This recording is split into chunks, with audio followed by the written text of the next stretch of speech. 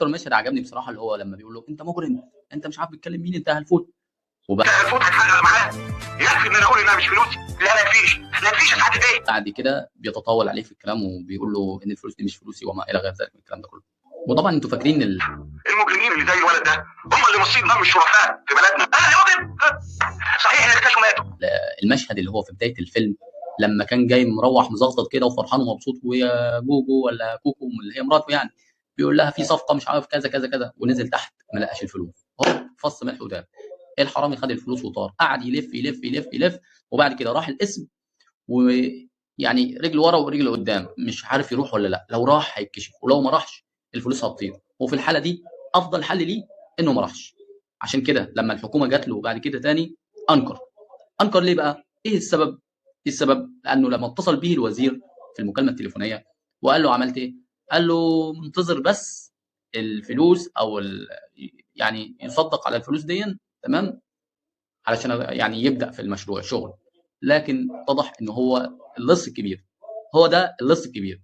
لكن فاروق الفيشاوي اللص الصغير اللي هو ختم حياته بتوبه نصوحه زي ما قال له اخوه في المسجد، وزي ما راح لابوه وامه او ابوه واخواته توفوا وما الى غير ذلك من الكلام ده كله. شوفوا المشهد وقارنوا بنفسه. الامر انتبه عليه، وافتكر لو ده كان حصل كنت ابقى سعيد جدا.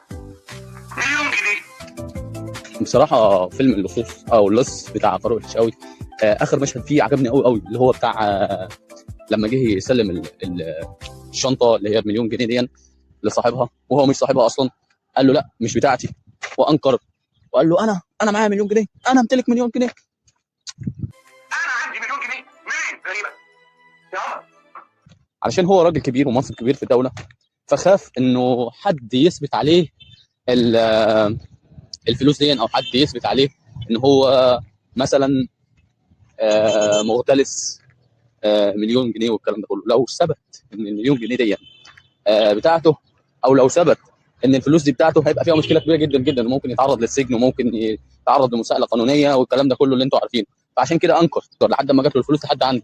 عارف لو جات له الفلوس لحد عنده من غير البوليس كان ممكن خدها، لكن علشان البوليس موجود فيها سين وجيم وبتاع وحوارات والكلام ده كله، ولكن ما رضيش يعترف علشان طبعا انتوا عارفين اللي فيها طبعا. للاسف انا سرقت علشان ابويا واخواتي، ما كنتش عاوز مليون. كل اللي كنت بحلم بيه شويه فكه او شنطه هدوم اقدر ابيعها.